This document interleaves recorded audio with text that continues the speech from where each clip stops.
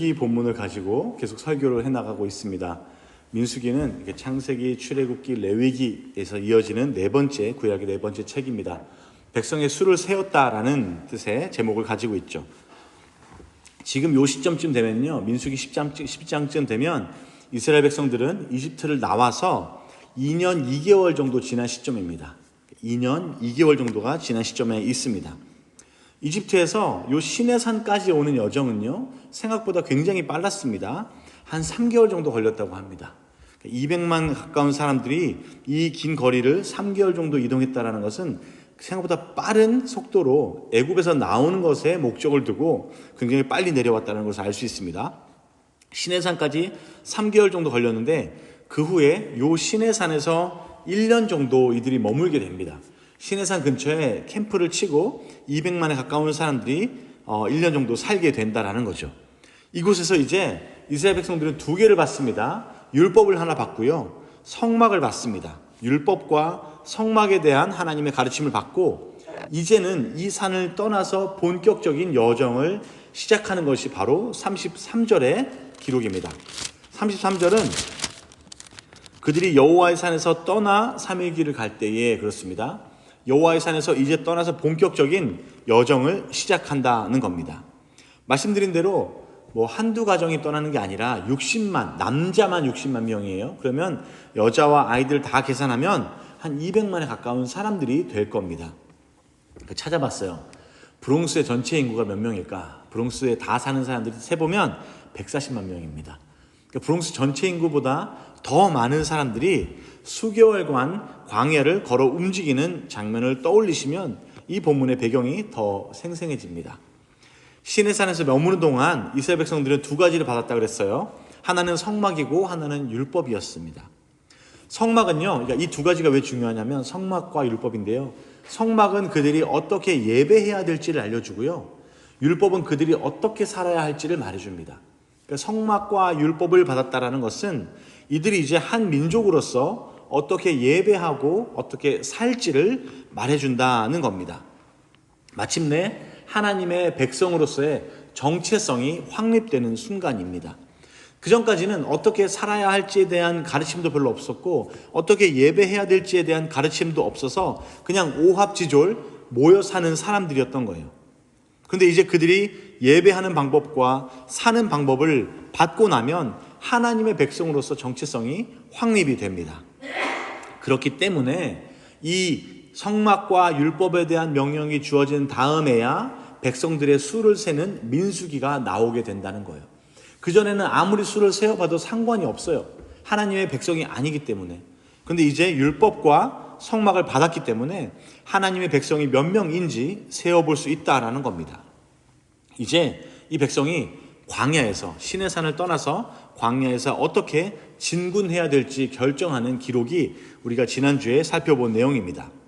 하나님은 성막을 가운데 두고요, 이스라엘 12지파가 각각 3지파씩 사방에 진을 치라고 하셨습니다. 이제 머물러 살 땐 그렇게 살면 되고요, 이동할 때는요 지파별로 순서대로 행진을 했는데 첫 번째 세 지파가 움직이고요, 그 다음에 두 번째 무리 사이에는 성막의 커튼과 프레임을 담당하는 게르손과 무라리 자손이 이어갑니다. 그러고 나면 두 번째 무리와 세 번째 무리 사이에는 지성물을 담당하는 고핫 자손이 이동했다라고 합니다.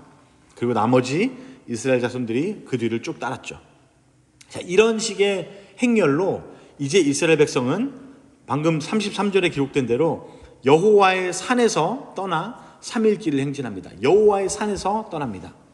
여호와의 산을 떠난다라는 것은 이제는 약속의 땅을 향한 이스라엘 백성들의 본격적인 여정이 시작됨을 의미합니다. 본격적인 여정이에요. 물론 지금까지 3개월간의 이동과 1년 동안 거기서 살았던 요 기간도 무시할 수는 없지만 이제부터 이들이 가는 길은 정말 본격적인 여정입니다. 왜냐하면 그들이 앞으로 가야 할 길에는 지금까지와는 비교도 안 되는 두 가지 큰 난관이 있기 때문입니다.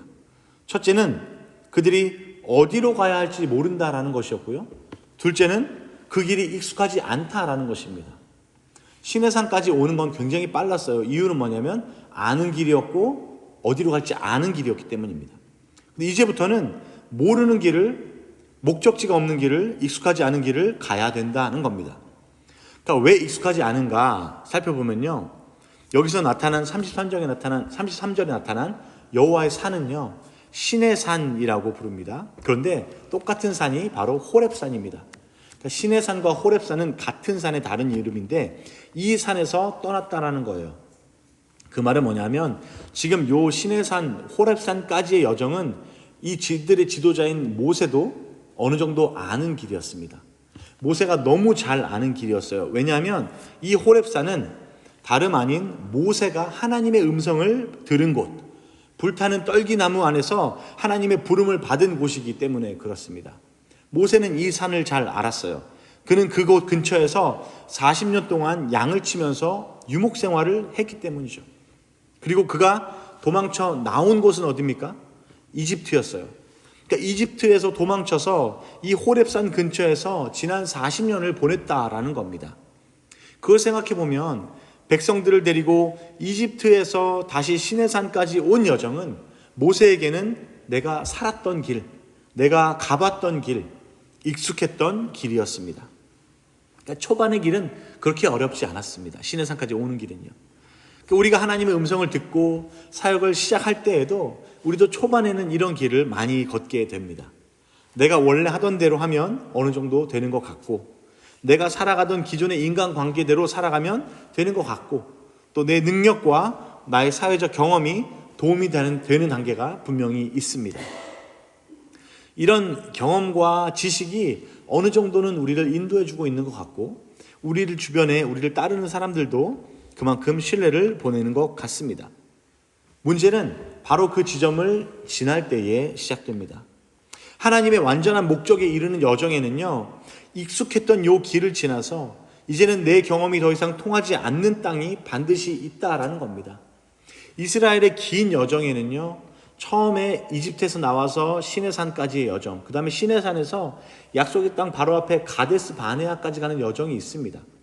첫 번째 여정은 익숙한 길, 가본 길, 살아보았던 길입니다. 문제는 이제 이 산을 떠날 때부터는, 호렙산을 떠날 때부터는 이제는 어디로 가야 될지, 어떻게 가야 될지 막막한 단계가 온다라는 거죠. 이건 이상한 일이 아닙니다. 왜냐하면 하나님의 계획은 우리 인간의 상상보다 훨씬 크시기 때문입니다. 하나님은 이스라엘 백성으로 하여금 모세가 가본 곳까지만 인도하실 생각이 없으셨어요. 하나님은 모세가 아는 곳까지만 인도하실 생각이 없으셨습니다. 모세의 경험만으로, 모세의 지식만으로도 갈 수 있는 곳이라면 하나님 백성의 목적지가 될 수 없다라는 것입니다. 그렇기 때문에 하나님은 모세가 익숙했던 호렙산 너머까지도 이들을 인도하신다라는 거죠. 그래서 33절에 그들이 여호와의 산에서 떠날 때에 이들의 본격적인 여정은 시작된다라는 겁니다. 그러니까 이게 얼마나 익숙하지 않은 땅이냐면요, 이 오늘 읽은 본문 앞의 구절을 보면 이런 흥미로운 장면이 나옵니다. 모세가 자기의 매형이 있어요. 그러니까 자기의 장인은 이드로고요. 이드로의 아들이니까 매형이겠죠. 그 매형 호밥에게 도움을 요청하는 장면이 나옵니다. 그러니까 호밥과 그 장인 이드로는요, 미디안 족속으로서 그 유목민족 하던 사람들이에요. 이 지역을 아주 잘 아는 사람들이었습니다. 호밥과 이제 미디안 족속들은 이만큼 왔으니, 이만큼 우리가 너희를 도와줬으니 이제는 우리는 우리 살 곳으로 돌아가겠다, 우리 땅으로 돌아가겠다라고 말합니다. 그때 모세는 호밥에게 떠나지 말기를 간청합니다. 아마도 성경에서 발견되는 이방인들이 유대인으로 편입된 그러니까 유대인의 요청으로 인해서 이방인이 유대인으로 편입된 거의 유일한 기록일 것 같습니다. 그만큼 모세는 절박했어요. 절실했어요. 함께 가달라고, 광야의 길을 모르니 도와달라고 요청합니다. 이제부터 이 호렙산 넘어서부터의 길은 모세도 모르는 길이기 때문에 그래요. 어디로 갈지도 모르고 어떤 땅인지도 모릅니다. 그런데 한 가지 궁금한 게 또 생깁니다. 아니, 광야에서 40년을 살았던 모세인데 모세가 모르면 호밥도 모르겠죠. 모세도 거기서 자기 인생을 다 살았던 사람인데 모세가 모르는 길이면 호밥과 미디안 족속도 모르는 길입니다. 이 요청은요, 단순히 길을 알려달라는 것 이상입니다. 내가 모르는 이 미지의 길에서 백성을 인도할 때에 내 편이 되어주고 나와 함께 목소리를 보태달라는 간청을 모세는 한 것입니다. 그래서 처음에 호밥은 그의 요청을 거절했지만 두 번째 요청에는 응해서 따라 나섭니다. 이제부터는 정말 미지의 영역을 모세가 200만의 백성을 이끌고 간다라는 겁니다. 그들의 앞에 펼쳐진 땅은 미지의 땅이지만 이 길을 지나지 않으면 약속의 땅에 도달할 수 없습니다. 흥미로운 것은요, 이 호렙산으로부터의 여정은요, 모세보다도 약 600~700년 전에 아브라함의 여정과도 굉장히 닮아 있습니다. 몇 번 말씀드린 적이 있는데 갈대아 우르부터 하란까지의 아브라함의 여정은 생각보다 편한 길이었어요. 그건 뭐냐면 강을 따라서 쭉쭉 올라가는 여정이었습니다. 갈대아 우르부터 하란까지는요, 강으로 쭉 연결되어 있어요. 그 말은 뭐냐면 가는 중간중간에 아는 길도 있고 휴게소도 있고 강만 따라가면 된다는 겁니다. 하지만 아브라함의 본격적인 여정이 시작된 것은 하란에서부터, 이제 강이 끝난 지점부터 약속의 땅까지 가는 그 루트였던 것입니다. 바로 그때 아브라함은 미지의 영역으로 들어선 것입니다.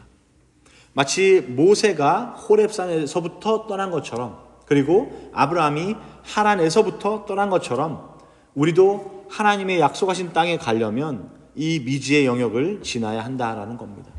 그 미지의 영역은 우리가 가보지 않은 길이고 인도하는 사람도 따라가는 사람도 답을 줄 수 없는 길입니다. 내 지식은 여기까지인데, 내 경험으로는 여기까지 밖에 올 수 없는데 이제는 나도 모르겠다라고 말하게 되는 순간이 옵니다. 그때 하나님께서 한 걸음만 더 가라고 부르시는 음성이 들린다는 거죠. 거기가 바로 호렙산부터의 여정이고 거기가 바로 하란으로부터의 여정입니다. 다행인 것은 이 호렙산으로부터의 여정을 하나님은 우리를 그저 밀어붙이시지만은 않는다라는 거죠. 호렙산으로부터 언약궤는 이제부터 앞서가면서 그들의 쉴 곳을 찾았다라고 말합니다. 여기서 쉴 곳이라는 건요, 작은 카페나 공터 같은 곳이 아니에요. 무려 200만 명이 캠프를 치고 물이 있고 생활 오수가 처리될 수 있는 거대한 땅을 의미합니다. 다시 말씀드리지만 브롱스보다 더 큰 인구가 한꺼번에 움직인다는 거예요. 이런 실질적인 필요를 채우는 장소를 언약궤가 앞서가면서 찾았다는 겁니다. 한 번도 가보지 않은 미지의 땅에서 우리를 한 걸음씩 인도하는 것은 바로 하나님의 임재라는 것을 보여주는 거죠. 하나님은 강하게 선포하시는 거예요. 이제부터 내가 이스라엘 백성들을 인도하는 것은 모세의 경험이나 호밥의 지식이 아니라 오직 여호와의 언약궤라는 것을 하나님은 강하게 선언하고 계셨다라는 겁니다. 광야와 사막이었지만 이 땅은요, 그냥 텅 빈 땅은 아니었어요. 왜냐하면 이미 유목민들이 살고 있고 여러 오아시스 주변으로는요, 정착한 도시들이 만들어졌던 곳입니다. 생각해 보시면 당연해요. 이 뉴욕과 워싱턴 DC라는 큰 도시 사이에는 여러 작은 도시들이 형성되게 되어 있죠. 사람들이 오가면서 머무는 도시들이 만들어지게 됩니다. 당시에 세계에서 가장 거대했던 두 문명인 이집트와 메소포타미아 사이에 형성된 넓은 땅이니까 얼마나 많은 상인들이 오가면서 마을과 나라들을 만들었겠습니까? 그들에게 볼 때 이 200만 명의 무리는요, 침략자처럼 보였을 겁니다. 그들이 우리 땅을 차지하고 우리의 물을 빼앗을 것이라는 적대적인 반응은 피할 수 없었을 것입니다. 하지만 모세는 이런 실질적인 위험에서도 하나님의 법궤로 인해서 보호받을 수 있다라는 확신을 가지고 있었습니다. 35절에서 대적들을 흩으시라라는 모세의 기도는 바로 이런 보호를 구하는 외침입니다. 그러니까 단지 모르는 길만 인도하시는 법궤가 아니라 실질적인 위험으로부터도 우리를 보호하실 수 있다라는 확신이 모세에게 있었다라는 거죠. 그러니까 하나님의 법궤는 하나님의 강력한 임재를 상징합니다. 이 법궤와 함께 걷는 길은 우리를 지키시고요, 쉴 곳을 찾으시고요, 모르는 길을 걷게 하시는 바로 그 길입니다. 인생이 잘 풀리고 승승장구하는 분들에게는 이 이야기가 크게 와닿지 않을지도 모릅니다. 하지만 우리는 누구에게나 우리 삶에도 이제는 나도 모르겠다, 지금까지 잘 통하던 방식이 왜 안 통할까라며 멈추는 순간이 온다라는 거죠. 내가 좌절하고 또 무엇이 잘못됐는지 돌아보아도 해답을 찾지 못하는 때가 반드시 있습니다. 그때 우리는 이 모세처럼요, 매형에게 돌아가요. 장인의 가족에게 돌아가요. 호밥을 붙잡습니다. 우리도 어떻게든 방법을 찾으려고 여기저기 연락해보고 도움을 청하게 됩니다. 그 순간에, 호렙산을 떠나는 바로 그 순간에 우리는 두 가지를 기억하셔야 합니다. 첫째는 우리도 이제 모세처럼 호렙산으로부터의 여정을 시작했음을 알아야 합니다. 감사해야 된다라는 거죠. 나는 모르는 길이니까 어떻게가 아니라 나도 이제 본격적인 하나님 백성으로의 여정을 시작했구나라는 것에 감사할 수 있어야 됩니다.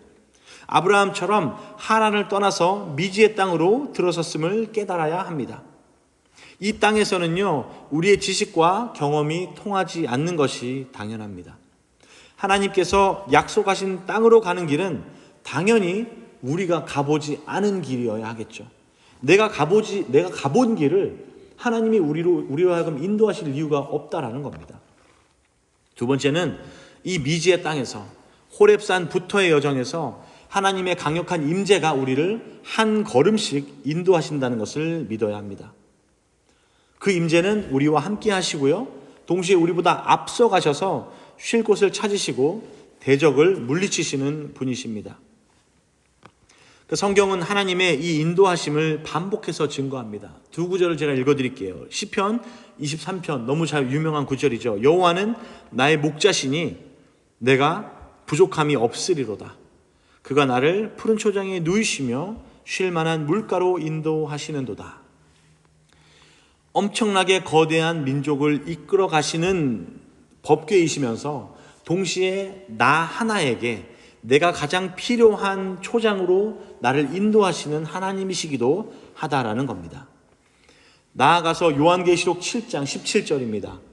보좌 가운데 계신 어린 양이 그들의 목자가 되사 생명수 샘으로 인도하시고, 단순히 어떤 우리의 물질적인 필요, 우리의 현실적인 문제만 해결하시는 것이 아니라 우리를 영원한 생명수 샘까지 인도하시는 하나님의 인도하심을 보여주십니다. 이 본문을 준비하면서 저는 제 얘기하는 것 같았어요. 그 한어 회중 목회도 그렇고 영어 회중 목회도 그렇고 누가 뭐 물어보면 제가 제일 많이 하는 말이 나도 잘 모르겠다는 겁니다. 제일 곤란한 순간이 언제냐면 연말에 내년 비전을 좀 제시해달라 그럴 때예요. 나도 모르겠는데 어떻게 교회 비전을 제시합니까? 정말 모르는 길 투성입니다. 한 번도 가보지 않은 길이었습니다. 하지만 그 길에 들어섰을 때에 우리는 진정으로 하나님의 인도하심이 이제부터 본격적으로 우리를 인도한다라는 것을 확신을 가지고 감사하셔야 된다는 거예요. 그 길은 단순히 겁나고 모르는 길일 뿐만 아니라 하나님의 법궤가 우리를 매 순간마다 한 걸음 한 걸음 인도하시는 길이기 때문입니다. 하나님의 임재가 우리를 모르는 길에서 인도하고 보호하십니다. 우리가 익숙한 길을 지나서 이제는 미지의 광야에 들어섰다고 좌절해서는 안 됩니다. 내가 아는 길이 끝났다고 여기까지만 가겠다며 떼쓰면서 멈출 수는 없습니다. 왜냐하면 그때야말로 하나님의 법궤가, 곧 하나님의 임재가 앞서가면서 우리를 인도하시기 때문입니다. 모세가 36절에서 외쳤듯 여호와여 일어나사 주의 대적들을 흩으시고 주를 미워하는 자로 주 앞에서 도망가게 하소서라고 우리도 같이 기도하면서 믿음으로 한 걸음 내딛으셔야 됩니다. 그리고 그분이 우리를 마침내 쉴 곳으로, 약속의 땅으로 인도하실 때까지 그 임재와 함께 걸어갈 수 있게 되기를 바랍니다. 같이 기도하겠습니다.